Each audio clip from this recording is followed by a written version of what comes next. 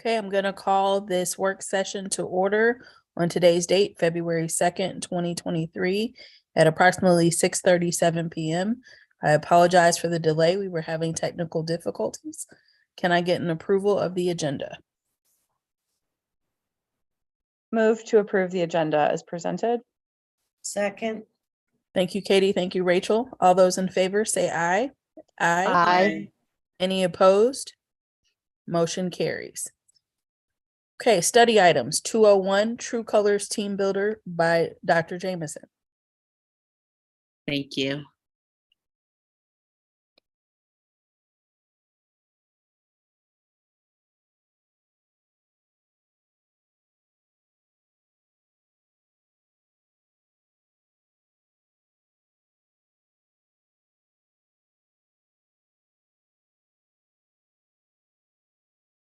All right, so I'm excited to engage the board in our team building activity today.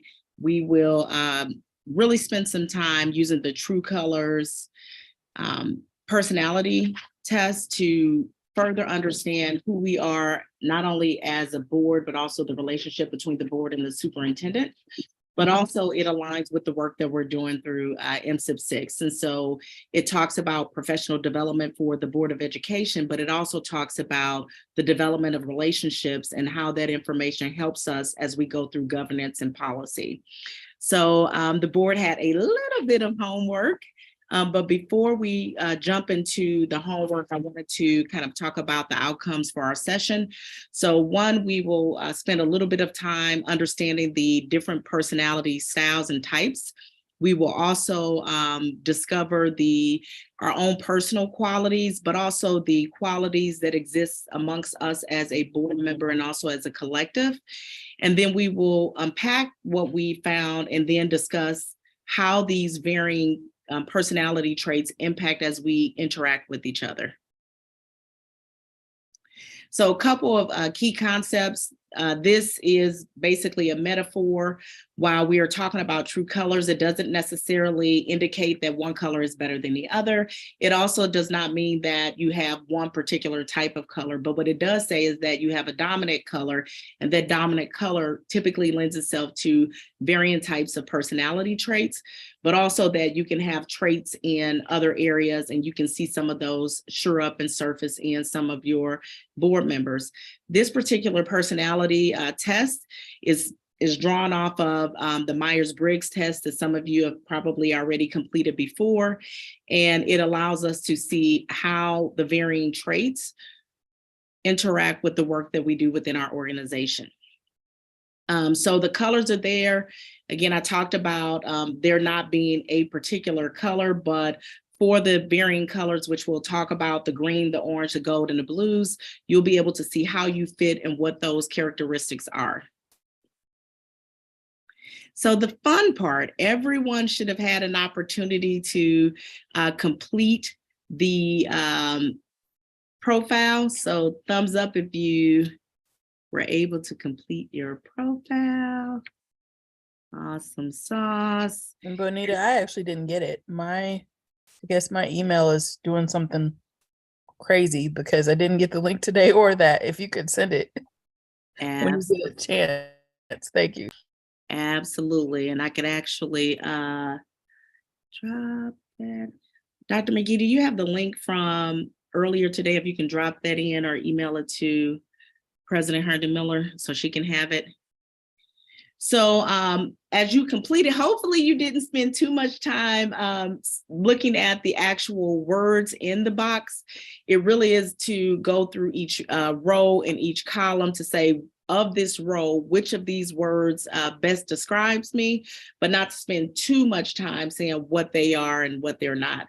And so thumbs up if you've already taken the time to place the numbers, the 4, 3, the 2, the 1 inside those boxes. Great. Let me skip over.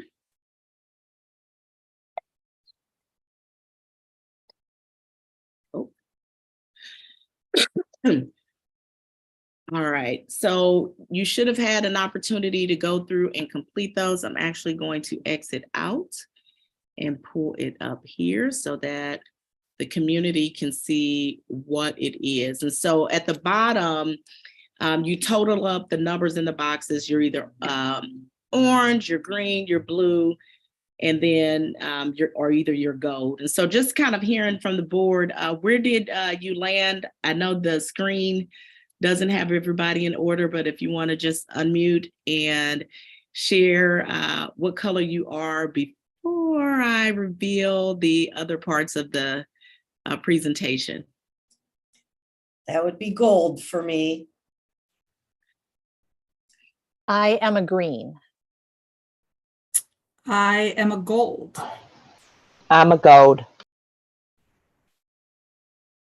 Green, but closely followed by blue. Okay. I don't know yet. Cabinet members who participated from today, as you can see, it was very intentional team. Orange. Proudly gold.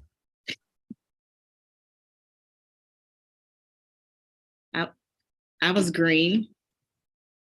I did not have an opportunity to complete. That's all right. All right, so let's look at these traits.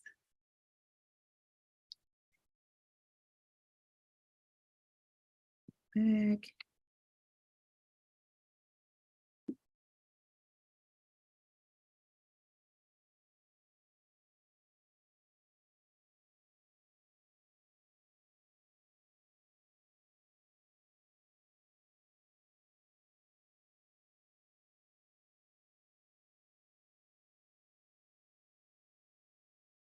So probably not the best. So I'm going to go through and kind of read what some of them actually indicate and share. So if you were a green, you are innovative and logical.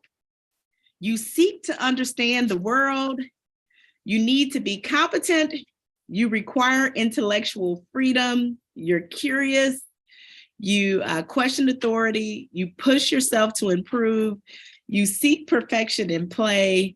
You may become intellectually isolated, are slow to make decisions, value concise communication, look for intellectual stimulation, enjoy intriguing discussions, are sometimes oblivious to emotions, are detached, believe work is play, are drawn to technical occupations, analyze and rearrange systems, focus on the future, and you bring innovation to society. So those are the greens. I think I'm going to skip to the golds.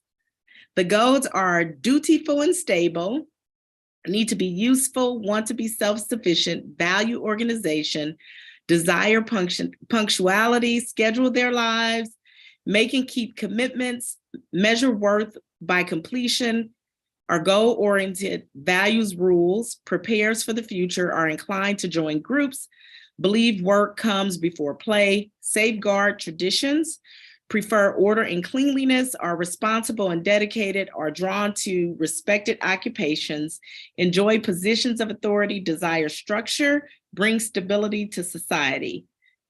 Those are our golds. So I'll go to the oranges, are free and spontaneous, are impulsive risk takers, are active, optimistic, resist commitment, can become virtuoso, thrive on crises, are drawn to tools, like to be the center of attention, have great endurance, are drawn to action jobs, need variety, are dynamic, animated communicators, are competitive, deal with the here and now, are bold in relationships, are generous, have difficulty finding acceptance, like to live in a casual atmosphere, and bring excitement to society. Last group are the blues, are in search of themselves, need to feel unique, must be true to themselves, look for symbolism, value close relationships, and encourage expression, desire quality time with loved ones, need opportunities to be creative, compromise and cooperate, nurture people, plants, and animals, look beyond the surface, share emotions, make decisions based on feelings, need harmony, are adaptable, are drawn to literature, are drawn to nurturing careers, get involved in causes, are committed to ideals, and bring unity to society.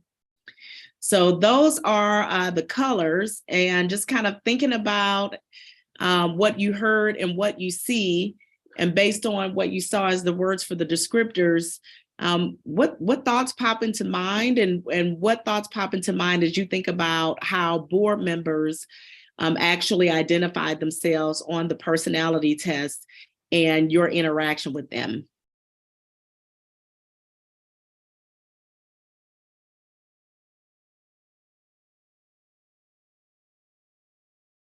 Feel free to unmute. Yeah, I think that I could have guessed that Rachel and Maria have, kind of that organization and the keeping us on track kind of aspect of the work. And Linda was a gold too, right? Yeah, the keeping us in good order, and definitely know that Amber and I sort of like gravitate towards discussions about, the future and the big picture and stuff like that too. So it syncs for me. Other thoughts?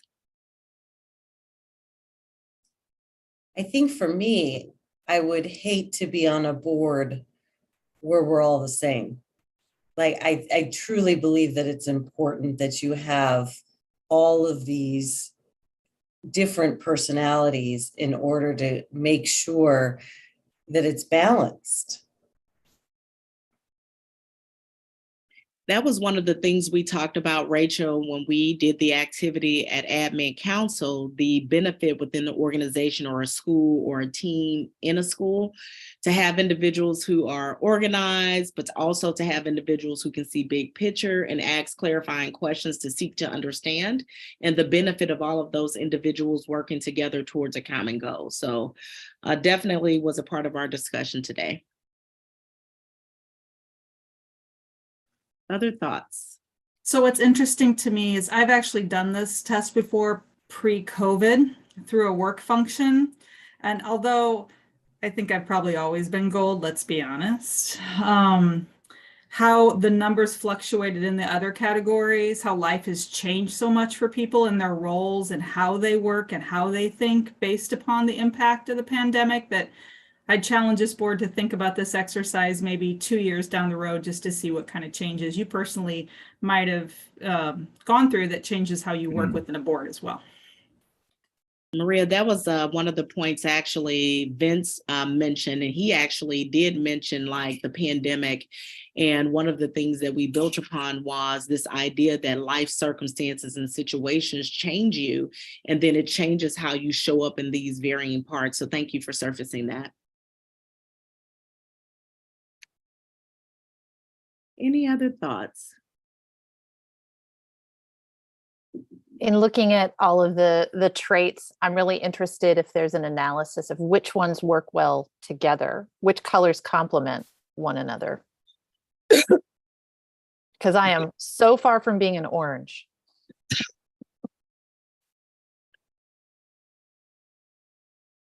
I'm blue, by the way, for everybody. I'm sure people guessed that.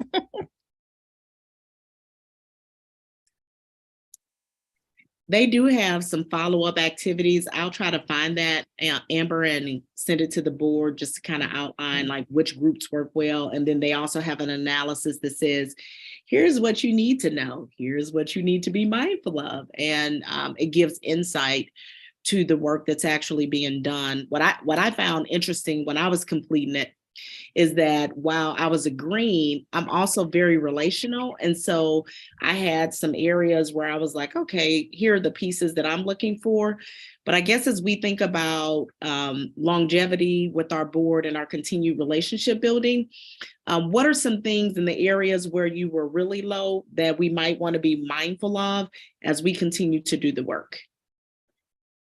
Lenita, I think another thing that's important that kind of feeds off what everybody else was also saying is we know our strengths, but it's also, I think, just as important to know your other board member strengths, especially in the areas where you're weak, so that you guys can, like, so I'm sure Maria won't mind me saying this. I call her sometimes when I have questions, right?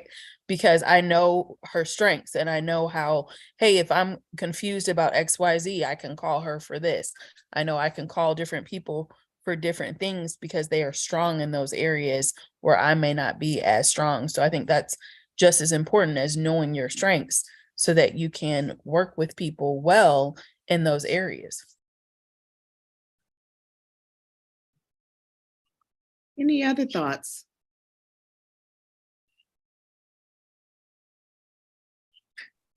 I've also done this a long time ago in my professional capacity.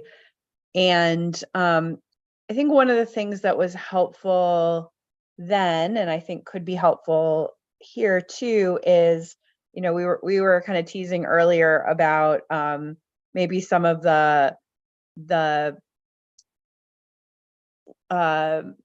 more negative ways of framing, like the way you show up yourself, or maybe characteristics of other color groups. But I do think there's kind of both there's the assets that folks bring, and you can always kind of flip those to be like, are you too like big picture of a thinker and aren't in enough of the like reality of here and now, right? Or are you so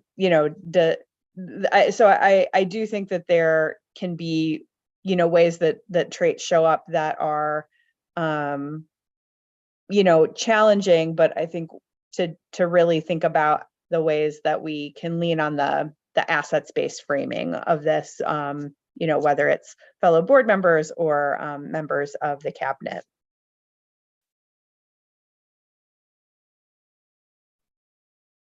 That's very helpful. And I think what I actually wrote down was like the assets-based framing and how we actually build upon that. And part of our work today in our admin council session was related to strategic planning work and looking at the mission and vision, and also going back to some of the pieces that the board charged us with completing. And I told Dr. McGee, I said, I'm going to process observe today. And so as I was popping around after we did this activity, I could see those individuals who asked the questions, or I could see those individuals who were very organized, very logical in their thinking. And so what I charge our leaders to do is to go back and think about how they need to pivot and show up for their teams, and then also what that looks like when they know that they have areas that may not necessarily be as strong as others. How do you then begin to use those individuals from a collective standpoint to do the work? And so I think that's the piece that was interesting for me when I completed it during one of my superintendent's meetings, is that it was interesting how we sometimes perceive ourselves and how other people perceive us. And so I had an interesting conversation with a colleague who said, I wouldn't have seen you as a green. So I guess as, one of the questions that I would ask as we think about our debrief is, were you surprised by any of our board members sharing of what color they are? I would say I was not, but I would also say that at least when I did the test, I could have very easily 2 points difference been in a different category. And my guess is, knowing my board members so well, that most of them could have been as well, because you might score yourself a 4 on one thing and a 3 on another, when it really could have, depending on the day, flipped, so I would guess that a lot of us check off a lot in the different categories. I think that's true. And even though we were instructed to not think too much about the individual words, I couldn't help but try to weigh two different ones against each other. Like, am I 3/5 this, but maybe I'm 4/5 that. So I could have easily fallen into another category, I think, if I had thought about it less or more potentially. Any other thoughts before I hand it back over for the next part of our agenda? I appreciate the opportunity to do this and to hear everybody's thoughts about it and hear everybody's colors, and also to understand yours, Dr. Jameson, and would love to know that information for the rest of central office. I think that benefits us all to be able to share that. Absolutely. Okay, Thank 202, Communications Department Goals Update. Before we hand it off to Ed, just to go back to the changes to MSIP 6, again, the team building activity actually fits under the standard of leadership, and the board has varying items underneath it. But part of that also includes the board monitoring the goals of the district, which includes those goals that are associated with the varying departments. So my team actually identified and developed their goals, and the hope here is for them to share those, to share where they are in the progress of those, and have them board to engage in questions of my team members.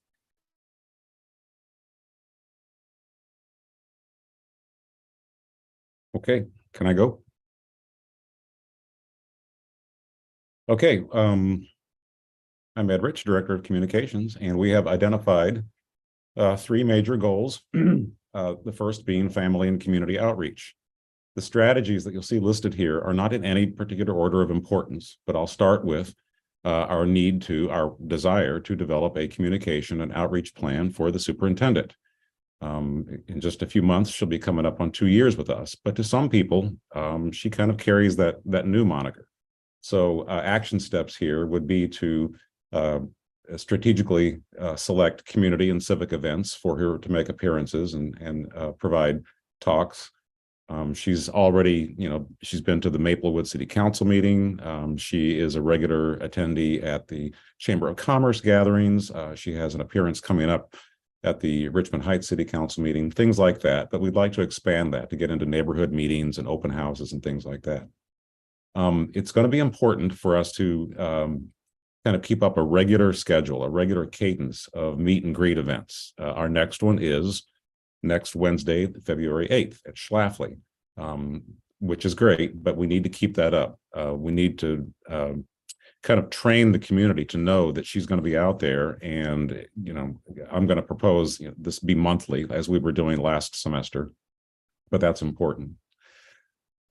We need to strategically utilize social media platforms and especially video announcements, and we've been getting better at that as far as putting her out there. Dr. Jameson is an engaging and vibrant and energetic person, and that's what makes it it comes across best in video, and that's what we've done several times over the last couple of months. Sometimes during just holiday break is coming up, and here's a message from me, and then she was out there obviously talking about the water emergency that we had at one of our schools. But she's good on camera, and it's good for our people to see her on camera. We need to grow and sustain positive relationships with all stakeholders. We need to ensure that they feel that they actually are heard and valued. Some action steps there include recognizing students and parents and some of our community partners at Board of Education meetings. I don't think we've been doing that often enough lately. We need to get back in the habit. I'm going to be budgeting for an old-fashioned mailed newsletter. That's the best, most equitable way to reach everyone in our community to keep them informed on district happenings. That will happen. I had hoped for it to happen by now, but I think that's going to be something we need to launch in the fall. We need to underscore and emphasize the methods that we have for people to respond back to us. The website is pretty good about that, including emails and phone numbers for department directors and heads and administrative people in all the schools. But we have to make sure that in all forms of communication, we've got some kind of, that we're including some method for people to talk back to us, that we're here and we're ready. And we need to develop a message, which is underway right now, explaining why MSIP 6 should matter to district stakeholders, and it does. I'm working on a document which Dr. Jameson is helping me to edit. I fully intend to get that out in our Monday weekly newsletter. We need to adapt feedback from parent and staff communication surveys in order to deliver messages in the most efficient way, the most effective manner at all levels. We have not had a community and staff survey since the fall of 2021, so we're overdue. We will be launching a follow-up survey to assess whether our protocols in the communications department are meeting the needs of our constituents. I have that survey pretty much complete. It's going to differ from the one in the fall of 21 in that it will be much more specific about content, because the first one was more about how do you like to receive your messages? When do you like to receive your messages? Well, we got really clear-cut results on that. So now it's what do you want in those messages? And I'll be auditing some of the principals' newsletters to check on consistent branding and reduce the repetitive content and things like that, because we heard that in the comments from the first survey. We're going to continue to seek out success stories from all across the district. This is not hard to do. There's no secret formula to this. We just have to continue to collaborate proactively with our building leaders to identify those people who need to be spotlighted and highlighted. And that includes people who don't normally find themselves in the spotlight. I will tell you that I have a media specialist in my department who is just outstanding at getting into the buildings. And I'll tell you, she hasn't been here very long, 7 months now, but people know her. They seek her out. They know what her skills are. So she's been a great asset to this department on this strategy in terms of family and community outreach. And we need to develop a social and digital protocol that specify which types of message are appropriate for which platforms, because right now, admittedly, we're just kind of throwing things against the wall and hoping they stick. We need to be more intentional about that through use of analytics. And we get analytics, we have them, but we just need to get disciplined about using them to decide what the best platforms are for getting messages out. And also, this is no small thing. We have been able to greatly enhance content quality. We budgeted in the last, for the current year, that is, for state-of-the-art camera equipment. We bought tripods, we bought lights, we bought editing equipment, we bought a teleprompter.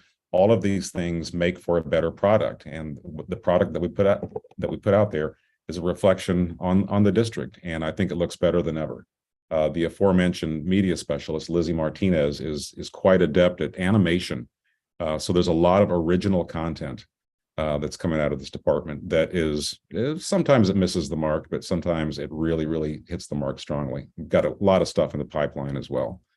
I urge people to stay close to Facebook for our ongoing series about Black History Month as relates to the St. Louis music scene. We have a fresh installment each week. Lizzie handled these almost exclusively on her own, the shooting, the writing, and the production. They are fabulous. Goal 2. So why does media relations matter? We're not selling a product here. We don't have a message to spin. But good, strong media relations is about proof of performance.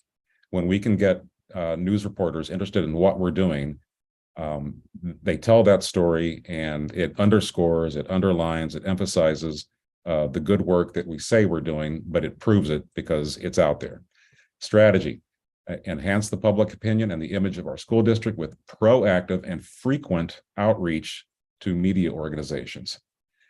I will acknowledge that I have deep roots in the local media community, so this is not a difficult task for me, but again, it requires discipline to identify and build relationships with education beat reporters and publications. There aren't a lot of education beats anymore because of changing dynamics in newsrooms, but there are a few out there. I had hoped to have created some templates for press releases and op-ed submissions to publications. I don't have that yet, working on it. We need to do a good job of assisting media with quick access to classrooms, to student interviews, to any appropriate district representatives for interviews and video gathering.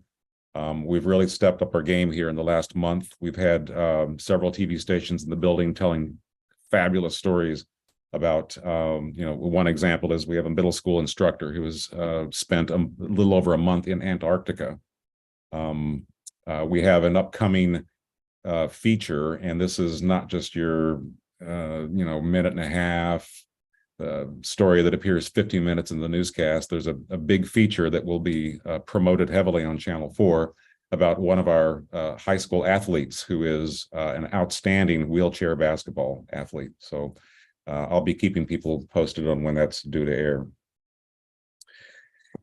My job to ensure that news outlets are watching us. I know that they are because I get phone calls pretty frequently from reporters who see things that they see on social media. Need to train the communications team to function as spokespersons for the district when necessary. We get a lot of demands for the superintendent's time for interviews. She's not always available. I can fill in, but we need to get my media specialist up to speed on that as well, if not necessarily for on camera, but to at least know how to take in a request, process it, and get back to them. So she's more than up to that challenge. And we have a very fat archive of media features for future reference. So crisis management, this is a biggie. We need to develop strategies and protocols for effective crisis management. The whole process of crisis management within the district is kind of in flux with some administrative changes, but we have a meeting of the safety committee coming up, I believe in early to mid-March. Action steps for this department include creating an archive or a library of crisis messaging templates for use by administrators and the communications team. I have a rough draft of that that I will present when it's appropriate to the safety committee. We need to counsel all of the building and department leaders on how to resolve crisis situations and emergency response in general. This would include use of communications methods and talking points, best practices involving talking points. We need to standardize our crisis response across the district. One tool that we're considering is a document. It's almost like a flip chart that you will, if you will, that would be kind of a step-by-step procedural guide for building leaders. Everyone would have the same one. How do you respond for this type of crisis or this type? Is it, is there a hazmat? Is there an intruder? Things like that. But it would be a resource quick at hand that everybody would have, and it would be standardized. And we need to overhaul the safety page of the website, but really that's going to depend on the work of the safety committee itself. So how are we responding to what we know people want? I'm going to go back to that fall of 2021 family communications. This is not the staff, but I'll focus in on the family communication survey, where we had 231 respondents. 2/3 of them said they preferred weekly communication from principals and teachers. There's no surprise there, and that is our current practice. A very slim majority of respondents said they preferred monthly communication from the district level. We are still going weekly. Not because we're trying to defy the wishes of the survey respondents, but frankly, we pretty much do have news every week that we need to get out there. And I think a monthly district level newsletter would not be meeting the needs of our families. So 70% of respondents never used Twitter. Facebook was the by far favored platform, and followed by Instagram, which is interesting because in the fall of 2021, while we asked about Instagram, we weren't on Instagram. Actually, we had an account, but we didn't have any content on it. But today we have this graphic is inaccurate. We're up to 284. It seems like we get a new follower every day. And it's interesting to note that a full third of those are students, 1/3 is parents, and 1/3 is outside entities like other school districts and local businesses who are following us, which is great. It's just good in general to have an Instagram footing because we're picking up that younger demographic. Half of the respondents in 2021 rated text messaging as their preferred method of receiving urgent or critical information over email or social media or watching TV or getting a robocall. So in response to that, we got our text system up and running just prior to the start of this school year, I'm happy to say. We're going to go to the mobile app now. In that survey, we asked people, would you welcome or would you use a mobile app which you could customize that is based on your child's school and other needs that fit your life. Would that be helpful or not? And 53% of the respondents said yes, it would be extremely helpful. So we did get our mobile app launched in the late summer of 2022.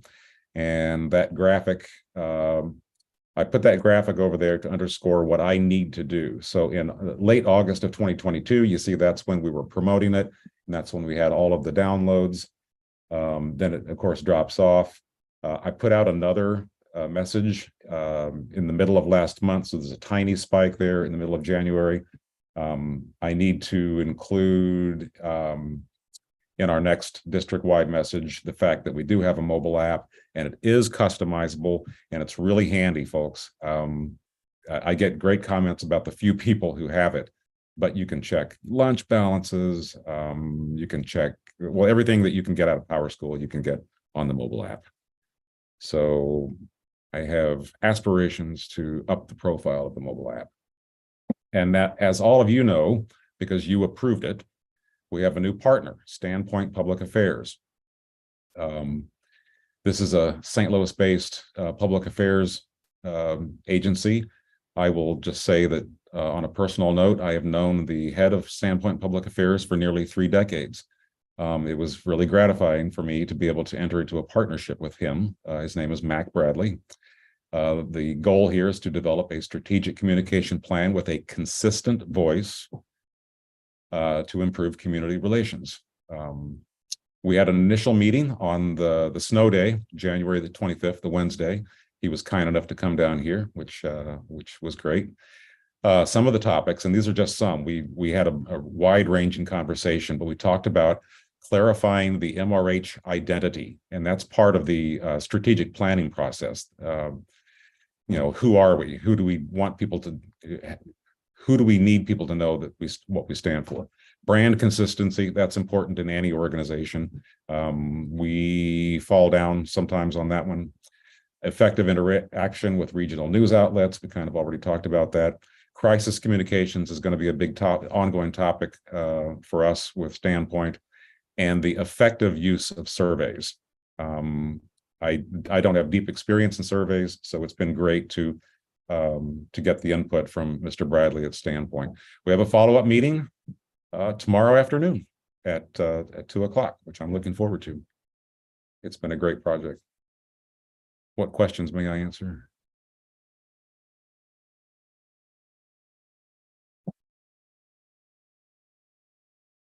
Ed, I really appreciate how clearly you have communicated all of this to us. It was really helpful to see that presented so cohesively. And I appreciate the use of data to inform how you're moving the communications program forward. I wonder, I saw this in the bullet point with Standpoint. Our last community or family survey was November of 2021. If you have thoughts about the cadence of that surveying to get updates and get people's reactions to the changes that we've made. I absolutely do. Mr. Bradley suggested to me in our January 25th meeting that quarterly surveys would be completely appropriate. I was a little surprised. I thought that might be too frequent because a complaint that I hear occasionally is that our families are assaulted with information. There's a survey on this, there's a survey on that, there's a survey on this. But he said, no, when people get to come to expect a quarterly survey, then they start generating questions. They know ahead of time what they're going to present in a survey or what kind of feedback that they want to give us. So that was surprising to me, but he knows what he's talking about. And so ultimately, I think I would like to move to quarterly surveys to make it an expectation of our families. So they'll say, hey, you know, that survey is coming up soon. This is what I want to know. This is what I'm going to let the district know that's on my mind. And is that something we can push through the app to absolutely support, you know, more uptake on the app? Absolutely. Yeah, the app is anything that I can do in a text message or in an email, I can do on the app as well. I can hyperlink URLs. It's pretty cool.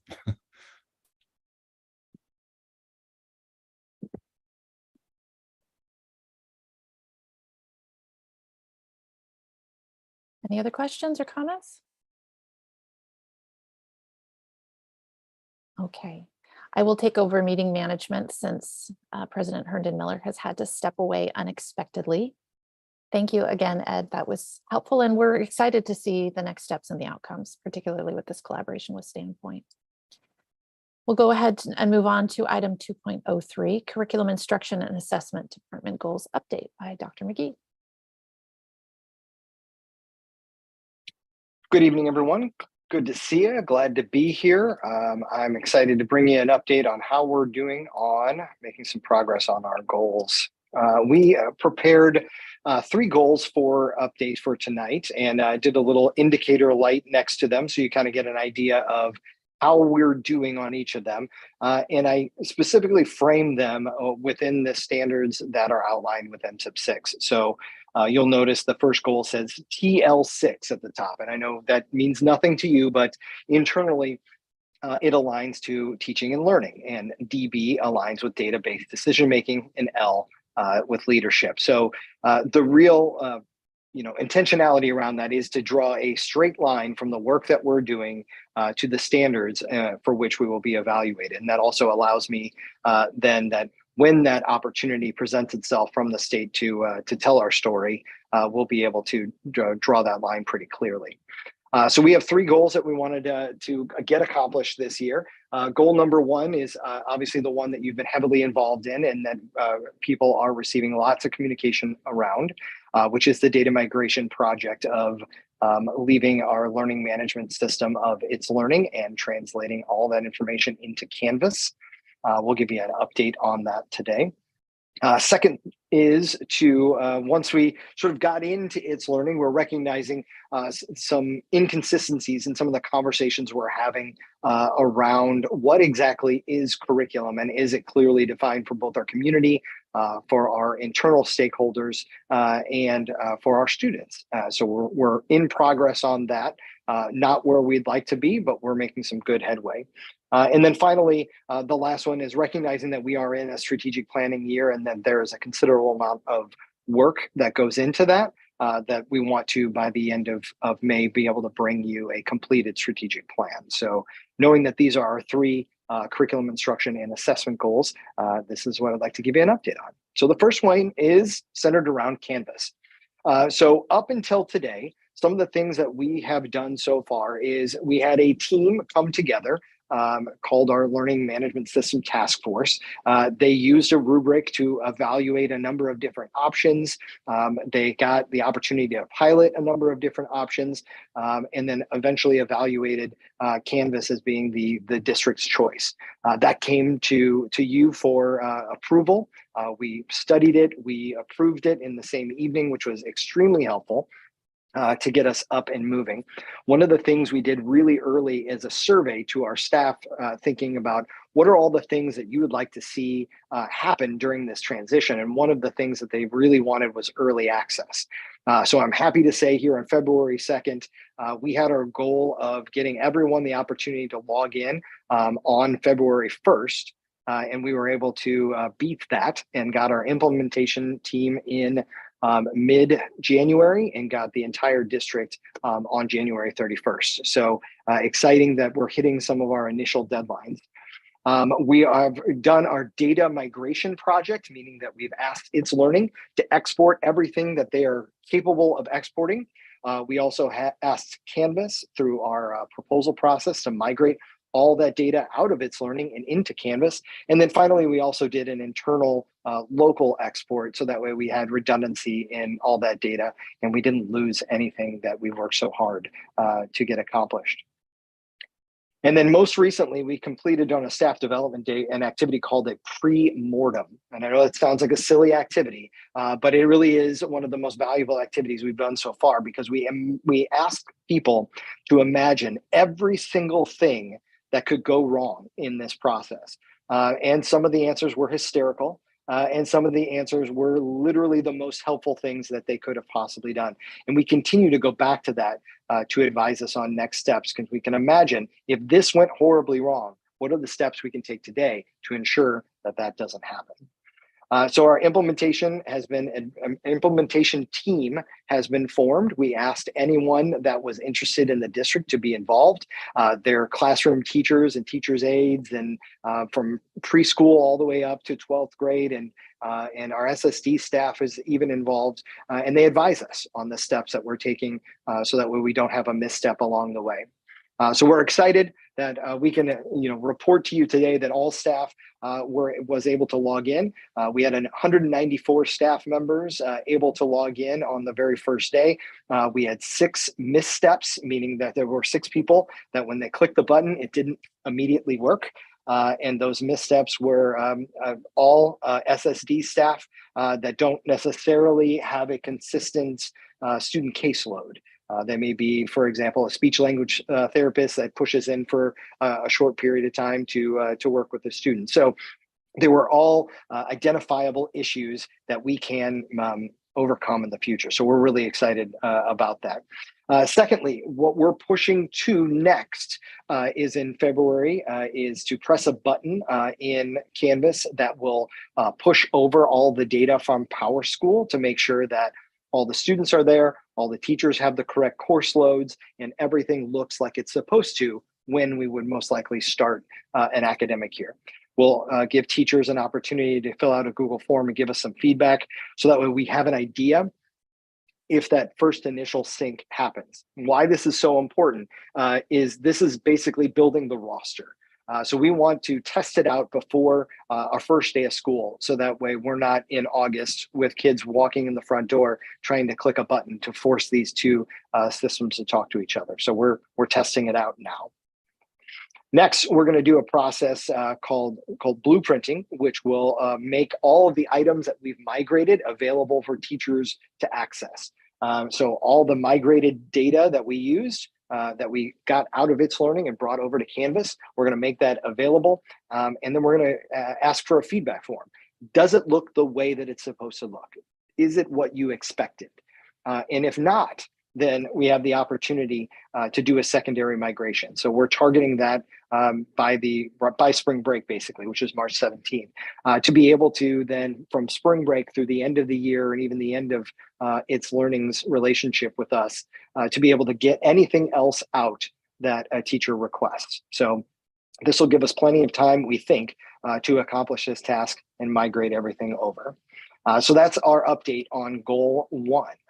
Let's talk a little bit about goal 2. So we had a focus on curriculum. So one of the things, the activity we did in a curriculum board workshop was, if I were to ask you what is curriculum, what would you say that is? And you can see here on the screen that whether it's a board member, a classroom teacher, an administrator, or a member of our cabinet, we have widely different answers to that question. So when that happens, what we need to do is we need to get clear around what exactly is our curriculum, what is our board approved curriculum, what is expected for our students at each of the grade levels. And we want to be able to all look at the same thing and say, yes, that's the board approved curriculum. That's the thing. That's the thing that exactly is consistent, whether you're a first grade in math class or you're in high school biology.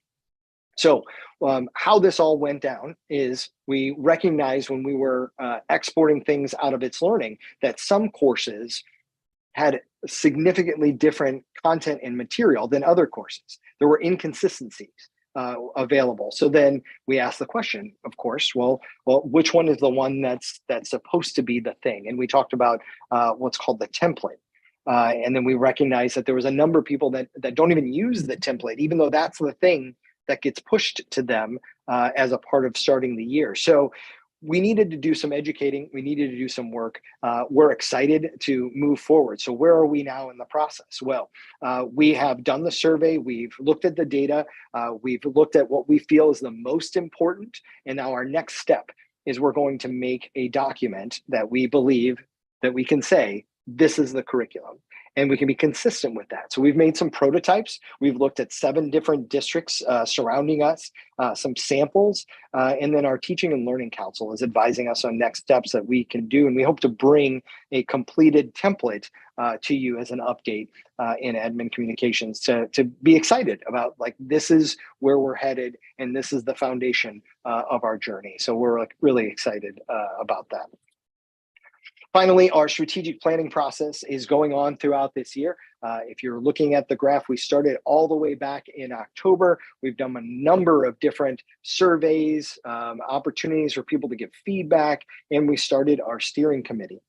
You'll know that every piece of resource is available on our district website by clicking on programs and going down to strategic plan.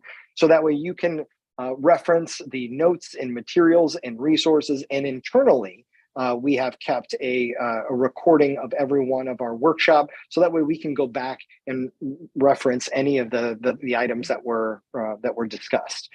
So we have our monthly meetings with our steering committee. And at the start of 2023, we began weekly cabinet meetings and principal water cooler meetings where we invite all of our building principals into the strategic planning process. That happens on Monday morning, and it happens every single week. So there has been an uptick in the pace of work with our collaborators at Insight. We have completed a new draft of a mission, vision, core values, and priority areas today. So they're sitting right here on my desk. And we're going to take those forward to do some additional work next week. And then our next steering committee meeting is on February 9th, 1 week from tonight. So we're excited to move things forward. On that evening, we are going to look at our priority areas and kind of have initial discussions around what might be key performance indicators that would tell not only the community, but us, are we on the right track? Are we going to achieve our vision that we set forth as our aspirational goal in 2027? And in case you didn't know where we are, there's a little button. We are there. So there you go. What questions do you have that I can answer about our curriculum, instruction, and assessment program?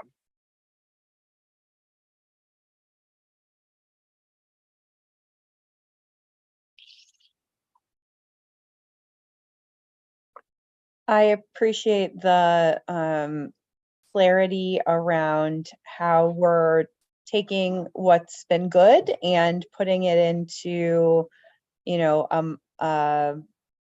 the posterity that it needs for, moving forward. I recognize that this curriculum transition is challenging. I realize that, through, different new hires and, variety of teachers coming on in different buildings, there's always the chance for things to get carbon copied not quite perfectly. And so this opportunity to do some of that auditing and some of that re-norming, I think, is really important, and appreciate the joy with which you are doing it as well. I do love this stuff. I am a curriculum nerd. We may have discussed this previously, but seeing communications and then the strategic plan back to back, I wonder about the community rollout of the plan when it is completed and the opportunity we will have to socialize it, not just initially when it's finished, but touchstones throughout the year where we can keep referring to this, because I think it's really important for us to help our community understand that this strategic plan is a guiding plan for all of the work that we do in the district. And I want us to be able to communicate that as consistently as possible. I can actually answer that one, Amber. That's part of the work that Ed will be doing with Standpoint with Mac, the consultant. And one of the things he talked about when we get to a point, once the mission and vision and core values are completed, having that to be a touch point and a point of communication out, and looking at how we're communicating the information across our platforms. Great.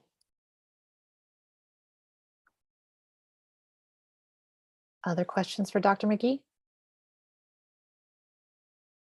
Okay. Thank you all. Yeah, thank you. We will now move to enter executive session. Who would like to make that motion for us tonight?